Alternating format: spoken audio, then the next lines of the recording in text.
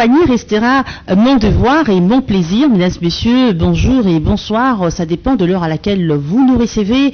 Bienvenue dans ce nouveau numéro Discasse, cette émission qui vous apporte de la lumière sur tous les sujets liés à la politique, tous les sujets, bien sûr, liés à l'actualité, même au-delà de la politique. Discasse s'occupe de vous. Alors, mesdames, messieurs, nous parlons encore une fois de la coalition FCC Cash. J'ai un invité sur ces plateaux, il a de la matière et un invité pas de moindre. Il est le porte-parole aujourd'hui du FCC dans ce plateau, pas seulement aujourd'hui, mais comme toujours, il s'agit de monsieur Mwewa Jean-Claude, cadre FCC. Bonjour. Bonjour, madame. Bienvenue dans cette émission. Merci. Alors, monsieur Jean-Claude Mwewa, pour commencer, pouvons-nous savoir comment se porte la coalition? La coalition FCC Cash. Cash, bien sûr. La coalition se porte bien. Le pays a amorcé depuis le 24 janvier, comme vous le savez, une nouvelle étape dans son histoire. Une étape qui a vu des forces politiques se mettre ensemble à l'issue des résultats des élections générales au niveau de la présidentielle et des élections législatives. Et les résultats ont amené les deux forces à se mettre ensemble dans le cadre d'une coalition qui était déjà proposée d'ailleurs la veille de la passation de pouvoir entre le président sortant et le président entrant par l'ancien président Joseph Kabila Kabange dans son message du 23 janvier 2019 où il proposait son dernier message, justement, où il proposait une coalition pour ne pas heurter la nation face à des exigences d'une cohabitation, d'autant que les résultats avaient clairement donné la présidentielle au Cash, donc donné la victoire du Cash à la présidentielle et la victoire du FCC aux élections législatives. Et la Constitution prévoit cela, et donc il fallait qu'il y ait une cohabitation, mais la proposition de la coalition a été acceptée par nos amis et frères. Sans fouet à la main. Librement. Vous savez bien que tout était libre, c'était une proposition sans fouet à la main, librement consentie, et depuis janvier 2019, nous sommes dans une logique de coalition qui s'est concrétisée par la mise en place des autres institutions qui sont prévues par la Constitution que vous connaissez tous dans le cadre de la séparation des pouvoirs. Mais d'où vient que les autres, vos partenaires, je veux dire, Cash, se sentent étouffés? Apparemment, je veux me baser vraiment sur leur comportement. On sent qu'il y a un problème dans cette coalition, plus rien ne marche. D'où vient que les deux partenaires qui ont décidé de leur propre gré de se mettre ensemble, se rentrent dedans, par exemple, et peut-être pour de petites raisons qui devraient être réglées à l'amiable? Madame, j'ai peur des mots que vous sortez quand vous dites « plus rien ne marche ». Mais non, ça marche. Nous avons un gouvernement de coalition qui gère le pays. Et dans ce gouvernement, il y a toutes les forces qui sont représentatives, en tout cas les forces qui sont en coalition, sont représentées au sein du gouvernement. Et donc le gouvernement est en place, et il y a des actions qu'elle pose, et chaque vendredi, chose heureuse, soit sous la direction du président de la République, soit sous la direction du Premier ministre, selon les cas, en conseil extraordinaire ou ordinaire, le gouvernement s'est réuni. C'est un gouvernement de coalition, il n'y en a pas un autre, jusque-là, si je vais fonctionner. Les autres institutions, par exemple, au niveau du Parlement, dans le législatif, au Sénat, le bureau est là, les travaux du Sénat se tiennent, avec un bureau composé des forces de la coalition, plus l'opposition. C'est la même chose au niveau de l'Assemblée nationale. Il y a les forces en coalition qui occupent le bureau. Et donc, vous voyez que ça marche. Si vous voulez parler de problèmes, ou peut-être que vous faites allusion à ce que moi j'appellerais des bisbilles qui oui, existe. Au brûlage mutuel d'effigies, l'UDPS, parce que c'est son temps provoqué, parce que c'est les mots qu'ils ont utilisés, vous les avez provoqués. FCC nous provoque en annonçant Joseph Kabila Kabange comme prochain candidat, en fait, une nouvelle fois candidat à la présidentielle, donc en 2023, ils rêvent déjà, voilà. Et ils disent, vous le provoquez, ils descendent dans la rue, ils brûlent le panneau sur lequel était le visage de l'ancien président de la République, et tout de suite, le FCC dit, oh, on doit réagir. Est-ce que c'est réellement le jeune du FCC qui ont répliqué? Vous avez vraiment répondu coup sur coup, œil pour œil, dent pour dent. Alors nous on se dit il n'y a plus rien ne va, et maintenant nous vivons de réactions à gauche à droite. Dieu merci, on n'en est pas arrivé à œil pour œil ou dent pour dent ou oreille pour oreille. Parce que je crois que si vous suivez l'actualité, bien sûr, vous suivez d'ailleurs mieux que nous autres, c'est que, je parlais de Bisbee tout à l'heure, c'est le président de la République, je l'ai suivi, hier encore, il parlait de soubresaut. Donc, mettons ça sur le compte de soubresaut. C'est pour vous dire que ce n'est pas les FCC ou les caches qui se sont entrés dedans, pour ne pas revenir à ce qui s'est passé, tout le monde a constaté.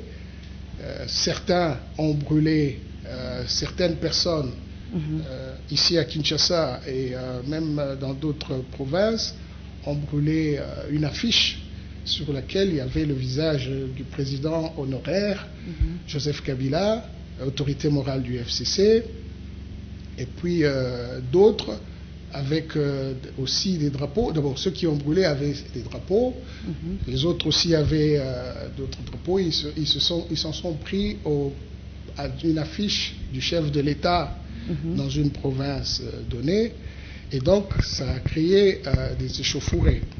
Et au-delà de ça, il y a eu des paroles qui sont sorties de part et d'autre. Oui, de réactions.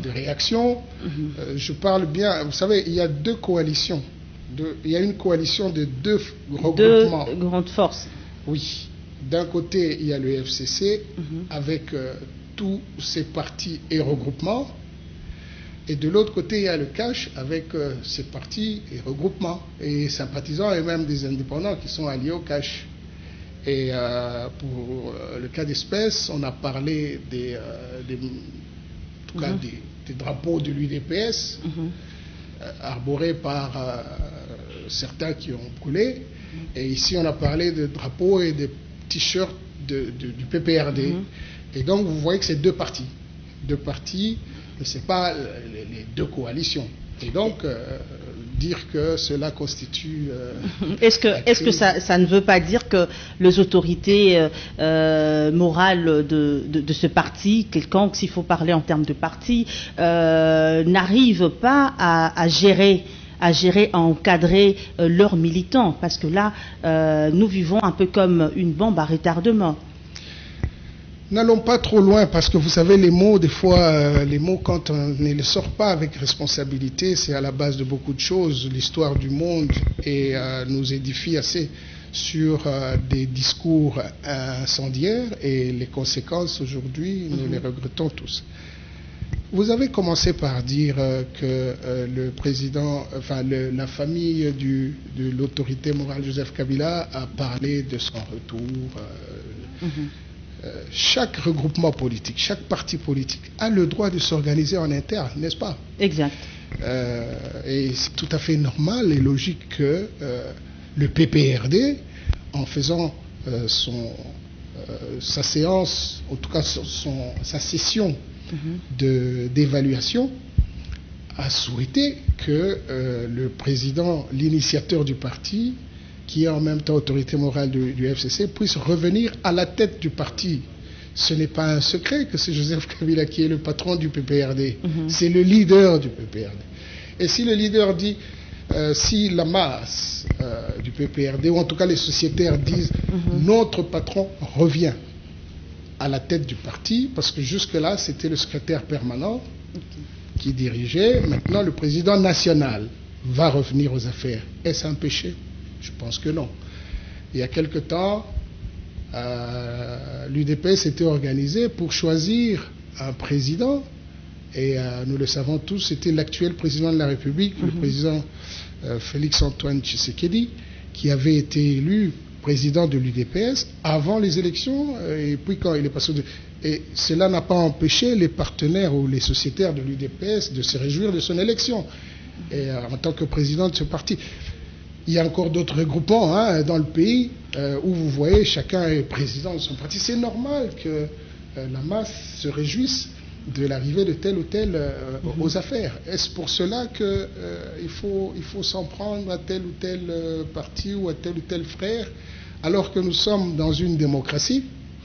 Vous prenez les choses autrement. Ce n'est pas la même lecture qui feront le gens de l'autre côté, vos frères, parce que vous êtes dans la coalition un peu comme dans une famille. Eux ne réagissent pas de cette même façon. Alors moi j'ai peur que demain ils disent la réaction de M. Wewa sur le plateau sur le plateau de Discas c'était également une provocation, parce que maintenant ils se disent être provoqués à gauche à droite par le FCC, un vent qui vise un peu. Madame, est-ce que, vous savez, le président de la République, c'est-à-dire l'autorité morale du cash, c'est le leader du cash, n'est-ce pas? Il est le chef du cash, il a des sympathisants, et c'est le droit aussi de certains de se déclarer d'être ses fanatiques, c'est leur droit. Lorsqu'ils disent, allez, c'est le mot, c'est le slogan, Fachi béton. C'est leur droit. Mon Dieu, mais c'est leur droit de le dire. Et si, au niveau du PPRD ou du FCC, les gens disent Joseph Kabila Kabange, le raïs, le patron de notre mouvement, c'est aussi leur droit. Tout comme d'autres, il y a le MLC, il y a les CID ou d'autres partis qui parlent de leur autorité morale, de leur chef. Est-ce que cela est une provocation que de... Moi, ça ne me dérange pas, moi, quand les partisans du président de la République disent Fachi béton. C'est leur droit le plus légitime et je l'accepte à 200%, voyez-vous.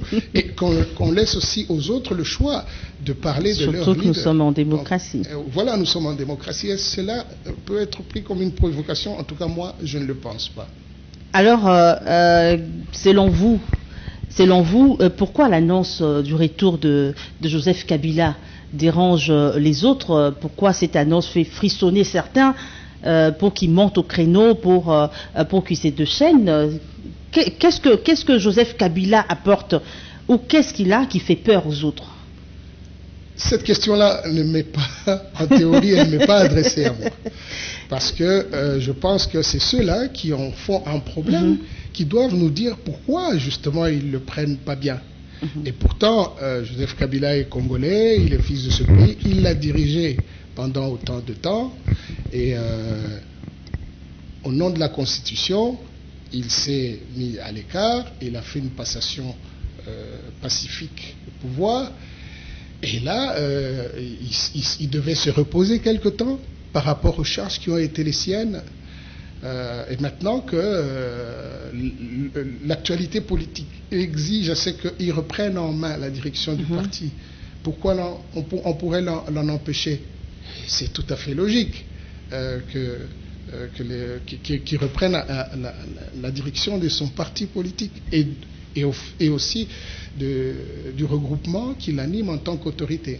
Alors pouvez-vous nous dire, parce qu'il a agi en coulisses, on le savait, même sans retourner officiellement sur la scène politique, il a quand même apporté, prodigué des conseils au régime en place, il n'a jamais été effacé. Maintenant qu'il retourne officiellement, qu'est-ce qu'il n'a pas pu donner aux Congolais pendant qu'il agissait en coulisses et qu'il compte nous donner officiellement sur la scène politique? Depuis que cette annonce a été faite, avez-vous entendu le président Kabila s'exprimer de sa propre bouche? Mais vous parlez à sa place. Nous parlons de ce que nous avons dit, d'ailleurs déjà au niveau du parti politique, qu'il rentre comme autorité numéro 1 du parti. Et c'est son droit. Et on l'a dit. Et aujourd'hui, lui-même est en train d'attendre le moment où il il va sortir pour confirmer ce qui a été dit. Est-ce qu'il y a une loi qui lui défend, à lui, Joseph Kabila, de revenir à la tête de son parti? Parce que quand il était... Vous savez, par exemple, je vous donne un exemple. Aujourd'hui, le président de la République n'est pas président de l'UDPS. Pourquoi? Parce qu'il est le chef de l'État. Et en tant que chef de l'État, il est le président de tous les Congolais. Et en tant que tel, il ne peut pas s'identifier à son parti politique, quoi que ce soit son parti. C'est la même chose avec ce qui s'était passé avec le président Kabila. Il était le président de tous les Congolais. À ce moment-là, il n'était pas actif au sein du parti. Mais maintenant qu'il n'est plus lié constitutionnellement à cette charge de chef d'État, c'est tout à fait normal qu'il revienne à la tête de son parti. Alors, je veux me permettre de faire un pas en arrière, bon, s'il faut le dire. Nous allons revisiter un peu le discours de Jean-Marc Kabunda Kabound. Dernièrement, c'était sa réaction face aux brûlades de affiches, cette violence enregistrée dernièrement à Kinshasa et dans d'autres parties de la RDC. Il a tenu de propos, bon, moi je ne peux pas le juger, vous êtes là pour ça. Apparemment, il s'adressait au FCC. Alors, dites-nous, à qui profite réellement cette coalition? Parce qu'en parlant, Jean-Marc Kabound a montré que être ensemble avec vous, c'est comme si le cash vous faisait une faveur au FCC. Vous savez, il faut être responsable. La responsabilité d'État exige à ce que l'on puisse se débarrasser de certaines velléités ou de certains comportements que l'on affichait quand on n'avait aucune responsabilité dans la structure étatique. Voyez-vous? Et il faut que ceux qui sont aujourd'hui des hommes d'État puissent être conscients que chaque mot que l'on sort, chaque acte que l'on pose, tout de suite, ça l'identifie à la fonction. Et nous sommes dans des fonctions régaliennes. Voyez-vous? Dans le cadre de la coalition FCC-Cash, il n'y a pas eu une certaine guerre que certains ont perdue et qu'on s'entende comme si à ce que le FCC fasse une sorte de reddition. Non, il n'y a pas de reddition. Il y a eu victoire de la présidentielle et victoire aux législatives. Et du coup, les gens se sont mis ensemble pour l'avantage du peuple congolais. Et nous l'avons dit lors de l'honneur que vous m'avez fait la dernière fois de m'inviter ici, je l'ai dit, le président Kabila avait demandé à ce que nous tentions la coalition. C'est pour le bien du peuple congolais. Et cette coalition-là, c'est deux forces qui sont ensemble. Il n'y a pas à dire il n'y a pas à se donner le rôle du Messie. En tout cas, moi je suis chrétien. Il n'y a qu'un seul Messie qui donne le salut, Jésus-Christ. Et il ne faut pas que les autres se disent non, nous donnons le salut à qui que ce soit, sans nous, les autres ne vont pas vivre. Je pense que ce n'est pas prudent de tenir de tels langages. Et donc, en tant qu'homme d'État, il faut accepter cette mutation du militantisme au palais du peuple. On est devenu maintenant responsable dans les corps constitués et il faut que le langage des responsables puisse accompagner cela. Alors, ça tombe bien, vous êtes chrétien. La Bible nous dit, parce que là, il y a quand même de petits problèmes. Nous banalisons cela parce que la maturité veut que, même quand il s'agit d'un problème, parce que nous avons besoin de le traiter, que l'on arrive quand même à banaliser ou même à se taire. Parce que moi, je sais que le tout premier instrument de la communication, c'est le silence. Alors, la Bible dit, deux personnes ne peuvent marcher ensemble si elles ne s'entendent. Vous le savez tous, vous êtes chrétiens, vous avez lu la Bible, de même que nous. Vous ne trouvez pas, à ce qui semble, que le FCC et le Cash ne mettent plus sur la même longueur d'onde? Pourquoi vous ne vous donnerez pas le courage de dire on se sépare, on s'arrête là, parce qu'apparemment vous n'avez pas choisi les bonnes personnes? Pour quelle raison on s'arrêterait alors que les institutions, en tout cas les animateurs des institutions qui ont été désignés, sont en train de travailler sous la direction du président de la République, c'est lui qui donne le chemin, qui montre le chemin. Je vous ai dit en début d'émission que le gouvernement était en place. C'est un gouvernement de coalition. Vous savez, nous n'inventons rien. Quelqu'un disait, il ne faut pas chercher à inventer l'eau chaude. Parce que tout simplement, ce que nous faisons là, en droit comparé, nous nous référons à ce qui se passe ailleurs. Et nous l'appliquons chez nous. Ailleurs, nous voyons quand une coalition arrive au bout, où les animateurs de cette coalition ne s'entendent pas, ça s'arrête, le gouvernement est démissionnaire et tout. Est-ce que chez nous, il y a une démission du gouvernement? Non. Il y a un Premier ministre qui est issu de la famille qui avait gagné les législatives et qui pilote un gouvernement où toutes les forces de la coalition sont ensemble. Le président de la République, lorsqu'il voyage, il va en mission, il emmène avec lui des ministres de la République. Ce n'est pas des ministres de tel ou tel... C'est des ministres de la République. Donc ça veut dire que, pour l'instant, avouons-le, nous marchons ensemble, pour paraphraser la Bible, et nous partons de l'avant. Mais il ne faut pas que nous ayons l'habitude dans notre pays de toujours mettre en avant les incompréhensions, les petites querelles, ce que le chef de l'État appelait les soubresauts de la mise en œuvre d'une coalition comme étant des situations de crise où on ne s'entend pas. C'était prévisible, c'était normal. C'est une nouvelle chose, madame. Ça n'a jamais existé dans ce pays, une coalition au pouvoir. Et surtout que hier, nous étions des forces qui s'affrontaient. N'est-ce pas? Qui s'affrontaient. Vous avez parlé ici des effigies ou des portraits qu'on aurait brûlés. Nous étions à côté du président Joseph Kabila. Nous nous rappelons que lors des marches ou lors des problèmes qu'il y avait ici, on avait brûlé des affiches du président Kabila encore en fonction. Cela n'a pas apporté une quelconque crise. Et ben, bon, c'était pas la même configuration, mais c'est pas pour autant que on en avait fait un grand problème. Vous savez, chaque parti, il y a des militants et il y a aussi des fanatiques. Parfois, le fanatisme est difficile à gérer. Et c'est pourquoi j'en appelais encore la responsabilité des responsables, des cadres, la responsabilité des cadres pour éduquer leur masse, leurs fanatiques, à savoir s'arrêter là où leur liberté s'arrête ou en prévision de la liberté des autres.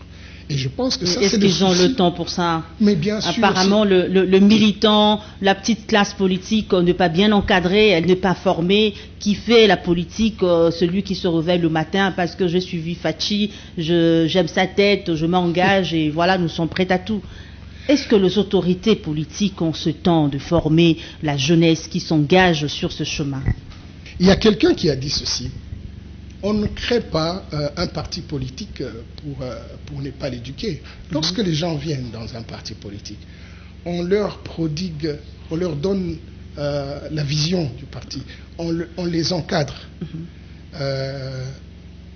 pour que le jour où on exerce le pouvoir d'État, parce qu'il est question aussi de rechercher le pouvoir d'État, de gagner et de l'exercer, et de le conserver le plus longtemps possible. Ça, c'est la définition basique même de la politique.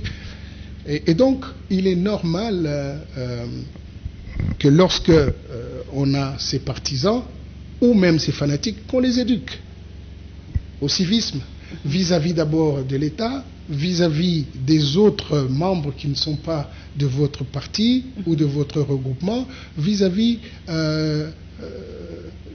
de son rôle de citoyen dans la société. On n'a pas que de droits, on a aussi de devoirs. Et donc, les autorités ou bien les cadres d'un parti ont l'obligation d'éduquer ad vitam aeternam ceux qui sont sociétaires de leur parti respectif. Et c'est tout ce qu'on demande. Et si on s'attelle à cela, eh ben, on fera en sorte que les choses puissent aller pour tout le monde. Et surtout pour le cas actuel où nous sommes en coalition, une nouveauté pour notre pays. Il faut donner la consistance de cette coalition. Je conseille même à tous les responsables des partis politiques, autant du regroupement CASH que du regroupement FCC. Qu'ils fassent des séminaires, en tout cas au PPRD, j'en ai vu, hein, ces séminaires se font, au FCC aussi, et même dans les autres regroupements. Ça se fait, mais il y a quand même débordement. Dans les partis politiques. Il y a quand même débordement. Est-ce que c'est à mettre au compte des têtus qui n'écoutent pas, qui ne se laissent pas conduire? Parce que quand vous agissez coup sur coup, ça veut dire qu'il y a ça ne va pas. Madame, je faisais allusion ici, je parlais du fanatisme. Le fanatisme, ce n'est pas quelque chose de bon. Voyez-vous, aujourd'hui, on parle même des fanatiques religieux. Les fanatiques, ils vont souvent au-delà de la limite acceptée, au-delà de la bienséance, voyez-vous. Et donc, et même ces fanatiques, à un certain moment, il faut savoir les gérer. Et j'en appelle encore une fois à des fanatiques qui sont même dans les réseaux sociaux. C'est terrible, nous sommes en coalition, mais il y a des mots qui sortent dans les réseaux sociaux, alors que le monde entier nous lit. Le fanatisme au niveau des réseaux sociaux, de part et d'autre, hein, je n'accuse pas, mais de part et d'autre, il faut être responsable, parce que nous sommes un peuple. Et nous avons opté pour le mode de gestion démocratique. Et en ce sens-là, il est important pour que nous soyons responsables de part et d'autre. Même dans nos écrits, quand nous parlons au monde, il ne faut pas qu'on désigne les Congolais comme des gens qui ne s'entendent pas, qui se rentrent dedans tous les jours et qui n'attendent que l'occasion pour sortir les armes et s'entretuer. Non, ce n'est pas cela. Pourquoi beaucoup de gens disent, en tout cas, Congo et Bongakate. Ils sont Congolais, mais en voyant ce qui se passe, Congo et Bongakate, Congo et Bongakate. L'éducation fondamentale, Dieu merci, aujourd'hui on parle de l'enseignement fondamental gratuit. Donc je pense que tout part de là. Enseignement, gratuité de l'enseignement. Oui, c'est ça, c'est l'éducation de base. Il faut que chacun de la famille d'où il vient doit avoir une éducation qui fera en sorte que quand il se met dans la société, il réalise qu'on ne jette pas des sachets ou, je sais pas moi, des bouteilles en plastique dans la rue, et qu'on n'injurie pas les grandes personnes, et qu'on ne brûle pas la maison du voisin. Tout ça, ça part d'abord de l'éducation, n'est-ce pas? Et après, l'éducation de la famille, et puis l'école qui prend le relais, et puis la société qui accompagne. Et c'est tout ce qui est demandé. Et cette société, elle peut être aussi composée de partis politiques, d'où la question de l'éducation, elle poursuit l'homme jusqu'à son dernier souffle. Alors, vous avez parlé de la gratuité de l'enseignement, selon les infos et selon la réalité qui a été rendue possible grâce à ce régime actuel, Félix Tshisekedi, on le met à son actif, bien que nous le savons tous, ça fait partie de la Constitution, ça a commencé quelque part et nous sommes arrivés quelque part également. Quelque part, ça a commencé quelque part où? Ça a commencé. On a découvert ces termes. On a découvert ces termes avec Kabila. Il faut le reconnaître. Avec Kabila, bien que ça bégayait. Oui. C'était le début. Oui. Et aujourd'hui, avec l'arrivée du président Tshisekedi, il a mis ça comme étant les priorités, parmi les priorités, et il a dit il faut que ça se fasse. Et nous sommes en plein processus, parce que nous avions parlé au début que c'était un processus. Et la gratuité n'est pas gratuite, voyez-vous. Ça veut dire qu'il y a quelque part de l'argent ou des moyens financiers qui sont préparés pour cette gratuité-là. Et du coup, nous sommes heureux de voir que petit à petit, nous avançons. Et quand on avance, on a le courage aussi de corriger si jamais il y a des choses qui n'avancent pas. Parce que tout le monde ne dira pas la même chose. Les parents qui se sont réjouis hier d'envoyer les enfants à l'école sans rien payer, aujourd'hui ils pleurent. On nous a annoncé la grève des enseignants de ces écoles publiques depuis les lundis. Ils ont séché le cours, ils ne sont pas payés, ils veulent l'amélioration de leurs conditions de vie. Donc la gratuité de l'enseignement, il n'était pas encore temps pour que le Congolais goûte de ce pain, on dirait. Madame, il faut bien commencer quelque part.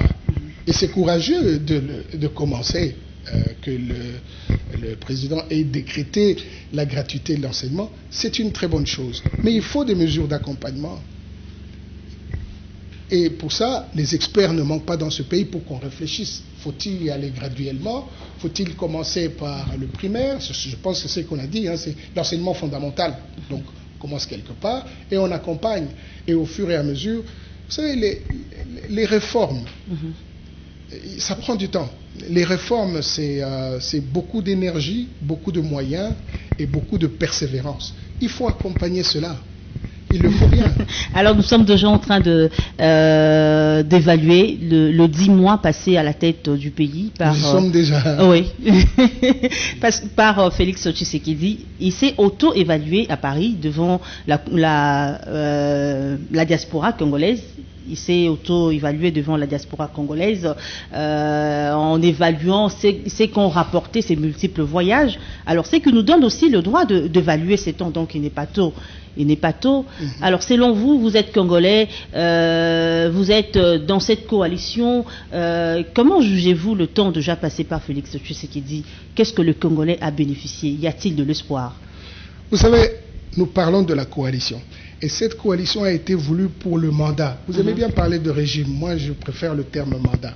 Cette coalition, c'est un rêve, c'est un objectif de la législature. Et nous, au début déjà de ce mandat, qui est caractérisé par la coalition, il y a des actes qui ont été posés, des actes positifs. Okay. Et en 10 mois, il y a encore beaucoup de choses à faire. Vous avez dit que le président de la République s'est auto-évalué. Non, il a donné quelques grandes lignes des réalisations qui sont en cours depuis qu'il a pris les rênes du pouvoir dans ce pays. Et c'est tout à fait normal qu'il en cite quelques-unes. Mais le Congo est un immense chantier, madame. Et la volonté de tout le monde, du citoyen congolais, c'est l'amélioration de ses conditions de vie, c'est le pouvoir d'achat, c'est l'emploi, il y a tellement de choses à dire autour de l'amélioration de la vie sociétale.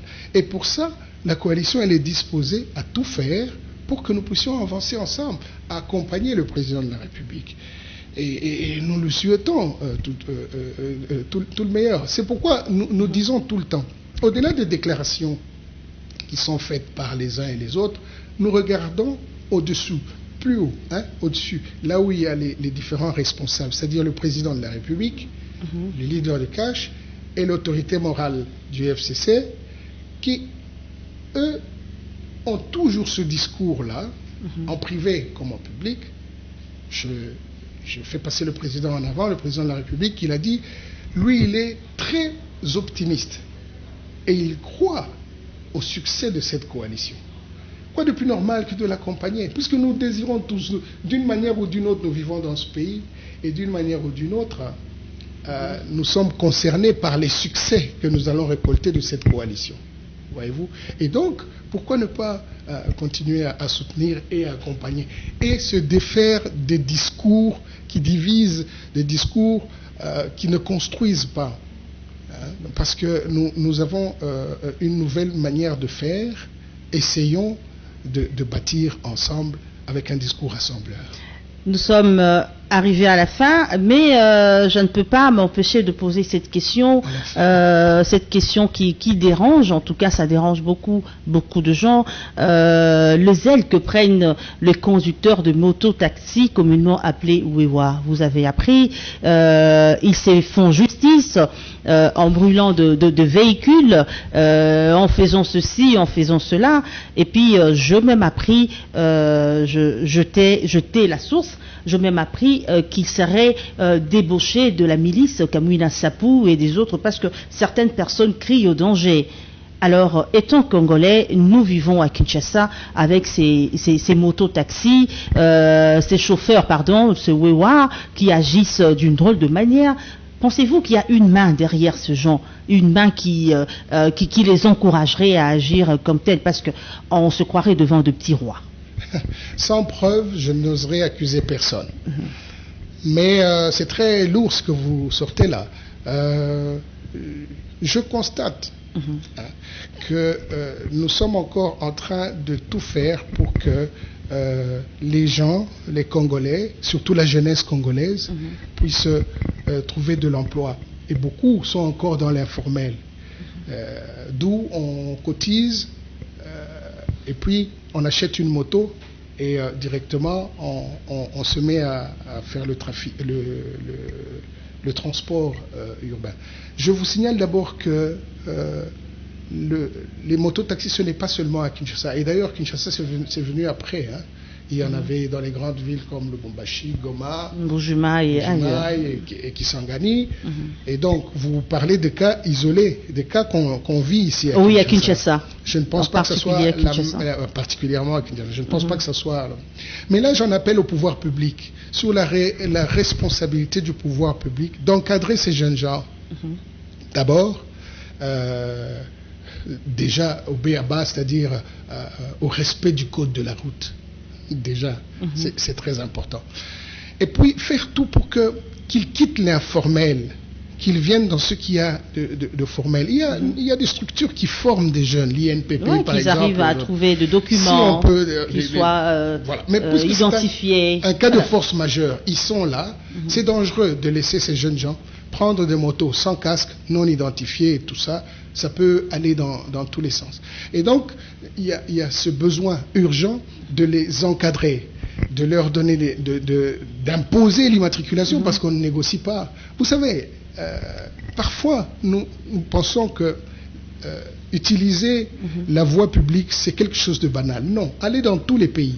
Quand l'État vous donne un permis de conduire, c'est une très grande responsabilité, madame. Parce que vous devez veiller sur votre vie vous-même, sur la vie de ceux que vous transportez et la vie des autres utilisateurs. Mais ce que nous voyons ici, avec non seulement les motards, mais aussi ceux qui conduisent les petits taxis jaunes, qui ne sont pas responsables. Communément appelés catch. Voilà, ils ont carrément tué le code de la route. Il faut les ramener à l'ordre. Il faut donc les identifier, il faut qu'ils soient formés sur l'utilisation des moyens de transport qu'ils le font. Dans d'autres pays, vous savez, en cas d'accident, en cas de mauvaise utilisation de la route, on vous retire le permis. On peut le faire pour 3 mois, 6 mois, même à vie. C'est pour dire que ce n'est pas un jeu. Prendre un véhicule roulant et le mettre sur la voie publique pour conduire X ou Y ou soi-même, c'est une grande responsabilité. Et si on ne revient pas à cette norme-là, nous risquons de pleurer un peu plus, au-delà du fait que, voilà, on a brûlé des bus et tout ça. Tout ça est à bannir. Quant à dire que c'est des milices, je n'oserais pas entrer sur ce chemin-là, mais je ne conseille à personne de pouvoir utiliser la jeunesse congolaise qui a besoin de participer à la construction de ce pays dans ces dérives-là, parce que nous avons quand même une histoire difficile et il est important de ne pas revenir à ces choses que nous avons rejetées tous. Nous sommes un pays de paix, nous sommes un pays béni de Dieu et nous avons un immense chantier à construire. Et tout le monde a sa place, Congolais comme étrangers. Mettons-nous ensemble, bâtissons ce pays dans un discours positif, dans le respect mutuel des uns et des autres, pour que plus tard, nous puissions avoir une RDC où il ferait bon vivre. Déjà qu'il fait bon vivre, et nous pouvons encore nous améliorer parce que nous cherchons tous le mieux-être. Alors on va se séparer. Pour ce faire, j'aimerais vous arracher un mot sur la coalition plutôt FCC Cash, pour que les gens comprennent qu'il faut bien faire les choses, pour qu'ils comprennent que nous sommes ensemble, nous devrions regarder dans la même direction. Faut-il arriver à se dépasser ou à se dépassionner? Vous savez, les deux. Il faut et se dépasser et se dépassionner. Pourquoi? Il faut se défaire de tout discours ou tout acte fanatique. Il faut que les gens arrêtent de garder les rancunes sur les autres. C'est-à-dire, comme pendant des années, on a éduqué X ou Y à haïr tel, il ne faut pas que ce soit clairement un ennemi, non. Nous avons tous des qualités, nous avons tous des défauts. Et ce qu'il faut privilégier, c'est de regarder aux qualités. Parce que, voyez-vous, vous avez des qualités que je n'ai pas. Et vice-versa. Si nous les mettons ensemble, nous avançons. Mais si je m'arrête seulement à regarder vos défauts, et vous le faites aussi pour moi, nous n'allons pas avancer. Or, ce pays a besoin que ses enfants mettent les choses ensemble et que nous allons. Donc, il faut dépassionner et il faut se dépasser aussi pour ne pas qu'à chaque fois qu'il y ait des problèmes, des jeunes gens qui ne sont pas encadrés, qu'on en fasse un problème au plus haut niveau. Vous avez vu aujourd'hui, on veut parler de crise, mais le président de la République hier, il a donné un autre discours. Lui, il n'a pas parlé de crise. Lui, il a dit clairement que l'ancien chef de l'État, le chef de l'État sortant, Joseph Kabila, ne le dérange en rien. Il fait son travail, il poursuit son mandat. Et c'est ce à quoi nous devons nous atteler et accompagner le président de la République qui a énormément de choses à faire plutôt que de nous distraire dans des discours négatifs ou dans des propos discourtois. Il faut du respect de part et d'autre. Et ça, nous l'exigeons auprès de ceux qui sont dans les institutions d'État. C'est très, très important pour que nous avons des enfants, que nous soyons les exemples pour nos enfants. Merci beaucoup, Monsieur Jean-Claude Mouewa, cadre du FCC. Mesdames, Messieurs, faut-il se dépasser ou se dépassionner pour sauver la coalition FCC Cash de la noyade? Ah bien, c'était la question d'aujourd'hui. Merci, Monsieur Jean-Claude Mouewa, d'avoir répondu encore une fois à notre invitation. C'est moi. Merci à mon équipe technique. Discas d'aujourd'hui se termine ici. Merci à vous tous de nous avoir regardés de partout. Retrouvez-nous très prochainement. Ça sera, si Dieu le veut, avec un autre sujet et d'autres invités qui auront également de la matière. Au revoir.